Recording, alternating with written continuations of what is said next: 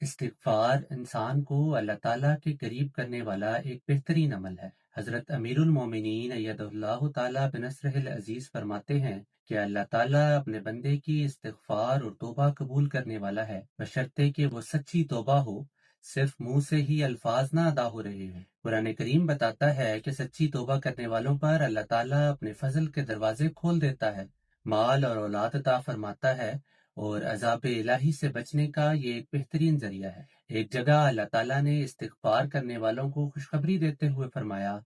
کہ لَوَجَدُوا اللَّهَ تَوَّابًا رَحِیمًا، کہ وہ ضرور اللہ تعالیٰ کو بہت توبہ قبول کرنے والا اور بار بار رحم کرنے والا پاتے ہیں، لیکن شرط یہی ہے کہ حقیقی استغفار ہو اور سچی توبہ ہو۔ بس جو بندہ سچے دل سے استغفار کرتا ہے وہ نہ صرف گناہوں سے پاک ہوتا ہے بلکہ یہ اللہ تعالیٰ کی محبت اور اس کی رحمت کا وارث بھی بنتا ہے۔